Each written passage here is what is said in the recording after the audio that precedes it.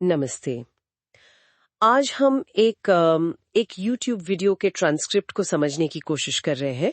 इसमें एक व्यक्ति हैं जिनका जिक्र काका के तौर पर हुआ है और वो अपनी कहानी बता रहे हैं कैसे बैंकों के साथ उनकी दिक्कतें बढ़ीं और फिर कैसे उन्होंने अपनी आदिम जाति आदिवासी पहचान के आधार पर सुप्रीम कोर्ट में एक PIL जनहित याचिका दायर की। जी।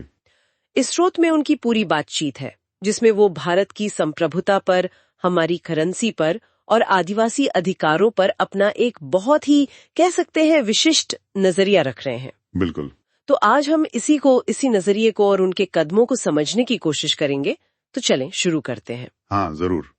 तो कहानी शुरू होती है काका की बैंक से जुड़ी परेशानियों से। वो बता रहे हैं कि कैसे बैंकों ने उन्हें काफी परेशान किया, उत्पीड़न हुआ। और दिलचस्प बात यह है कि उन्होंने किसी ग्रुप का, किसी संगठन का इंतजार नहीं किया, अकेले ही सुप्रीम कोर्ट चले गए PIL लेकर। हाँ, और ये PIL अपने आप में, जैसा आपने कहा, थोड़ी अलग है। ये उनके आदिम जाति आदिवासी होने के दावे पर आधारित है। उनका तर्क है, स्रोत के हिसाब से, कि वो एक नॉन जुडिशियल सिस्टम, एक गैर न्यायिक व्यवस्था के तहत आते हैं। अच्छा। जिसका वो मानते हैं कि उन पर सामान्य भारतीय कानून पूरी तरह लागू नहीं होते। और इस दावे के लिए उन्होंने कुछ पुराने दस्तावेजों का हवाला दिया है, जैसे बॉम्बे ट्रेजरी रूल्स। हाँ, वो ब्रिटिश टाइम के। जी, सरकारी खजाने से जुड़े नियम और लैंड रेवेन्यू एक्ट, इनका जिक्र है। स्रोत में एक और बड़ा दावा भी है कि आदिम जाति आदिवासी ही भारत के असली मालिक हैं। जी। और इसमें दादा कुंवर केसरी सिंह जी का नाम भी लिया गया है। और साथ में ये भी कहा है कि जो बाहरी शासकों को, शायद अंग्रेजों को 99 साल का लीज पट्टा दिया गया था जमीन का, वो अब खत्म हो चुका है, उसकी मियाद पूरी हो गई है। बिल्कुल। और यहीं से वो नॉन जुडिशियल वाली बात और मजबूत होती है उनके तर्क में। स्रोत का ये विचार कि आदिवासी इस गैर न्यायिक सिस्टम का हिस्सा हैं, इसीलिए मौजूदा भारतीय कानून उन पर लागू नहीं, ये उनकी PIL का एक मुख्य आधार लगता है। हाँ। हालांकि ये समझना जरूरी है कि ये जो स्थापित कानूनी समझ है हमारी, उससी ये काफी अलग व्याख्या है जो स्रोत में दी गई है। सही बात है। अच्छा, यहाँ से मामला और भी दिलचस्प हो जाता है। मुद्रा पर भी सवाल है। हाँ, करेंसी पर। हाँ, जैसे 1 रुपए का नोट है, उस पर लिखा है भारत सरकार। जी। लेकिन 2 रुपए से लेकर ऊपर 2000 तक के नोटों पर भारतीय रिजर्व बैंक लिखा होता है। तो स्रोत में सवाल ये उठाया गया कि भाई, अगर भारत सच में आजाद है तो सारे नोटों पर भारत सरकार क्यों नहीं लिखा? बिल्कुल। और इसी तर्क को वो आगे बढ़ाते हैं।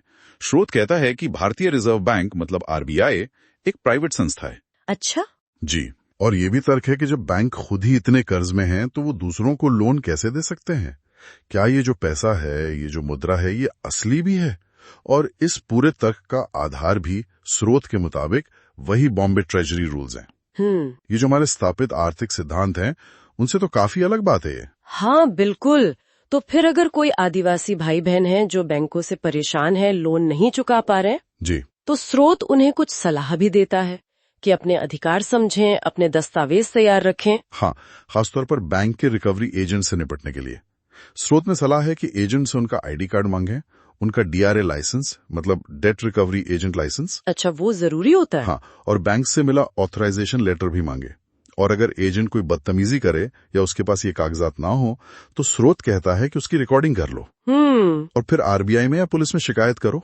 आगे बढ़कर स्रोत में ग्राम सभा बनाने की बात भी है। जी, संगठित होने की बात। हाँ, कि समुदाय के लोग अपनी सभा बनाएं और अपनी जो भी दिक्कतें हैं उनके बारे में राष्ट्रपति से लेकर नीचे कलेक्टर, तहसीलदार तक सबको लिखित में बताएं, सूचित करें।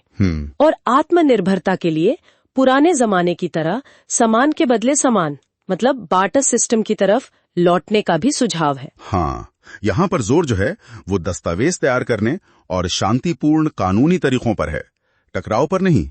जैसा काका ने खुद किया, सुप्रीम कोर्ट गए, अधिकारियों को सूचित किया, इसे स्रोत में जरूरी बताया गया है। सही।